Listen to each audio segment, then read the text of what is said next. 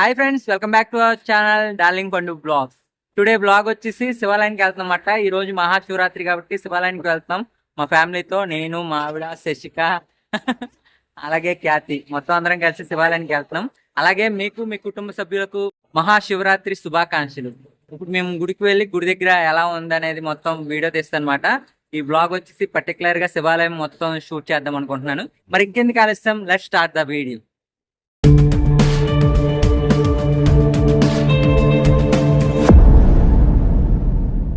ఇంకా మేము శివాలయం దగ్గరికి అయితే వచ్చేసాము. ఈ శివాలయం అడ్రస్ వచ్చేసి చేపలతుం సెంటర్ దగ్గరలో ఉన్న శ్రీ మేసాలప్పన్ గుడి దగ్గరలో ఉంటుంది. అయితే గుడి పేరు వచ్చేసి శ్రీ అభిముక్తేశ్వర స్వామి దేవాలయం అని ఉంటుంది. అలాగే ఈ గుడి కొత్తగా కట్టారన్నమాట. మా ఇంటి దగ్గరలో ఉంటుంది. మా ఇంటికాడ నుంచి ఈ గుడి దగ్గరికి బై వాక్ నడుచుకుంటూ వచ్చేయచ్చు.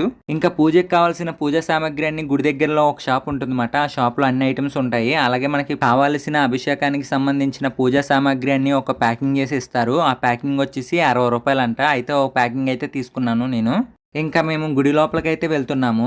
అలాగే మొదటిసారి ఈ గుడి నేను చూసినప్పుడు నాకైతే చాలా బాగా నచ్చింది. అప్పుడే అనుకున్నాను ఈ గుడి మీద ఒక వ్లాగ్ అనేది తీద్దామని. అయితే శివయ్య ఈ రోజు కరుణించారన్నమాట, మహాశివరాత్రి రోజు. అందుకని ఈ రోజు ఈ వ్లాగ్ అనేది షూట్ చేస్తున్నాను. అయితే ఇంకా తర్వాత గుడి చుట్టూ 3 సార్లు ప్రదక్షిణాలు చేసిన తర్వాత చుట్టుపక్కల ఉన్న చిన్న చిన్న విగ్రహాలని దర్శించుకున్నాము.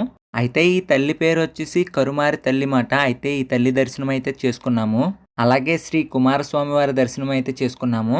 అలాగే శ్రీ వల్లి దేవసేన సుబ్రహ్మణ్యేశ్వర స్వామి దర్శనం అయితే చేసుకున్నాము. ఇంకా తర్వాత నవగ్రహాల దర్శనం అయితే చేసుకున్నాము. ఇంకా తర్వాత కాలభైరవుని దర్శనం అయితే చేసుకున్నాము.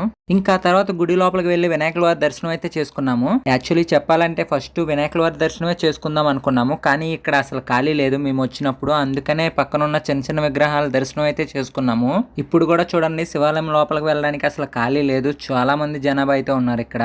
అయితే మేమైతే అభిషేకం టికెట్ అయితే తీసుకున్నాము. టికెట్ వచ్చేసి 50 రూపాయలు మాట. మన గోత్రనామాల మీద స్వామివారికి అభిషేకం అయితే చేస్తారు.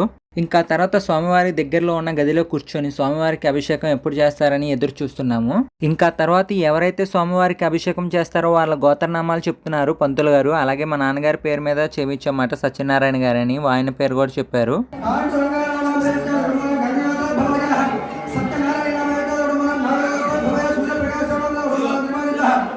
ఇంకా తర్వాత స్వామివారికి అభిషేకం చేయడం మొదలు పెట్టేశారన్నమాట.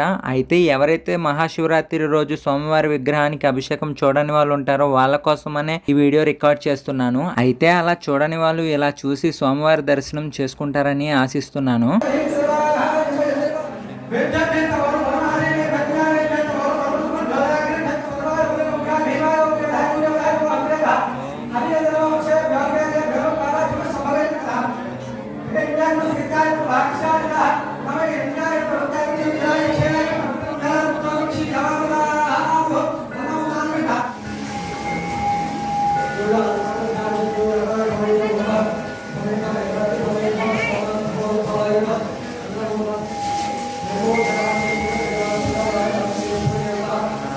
అలా స్వామివారికి అభిషేకం చేసిన తర్వాత మంగళహారతి ఇస్తున్నారు స్వామివారికి.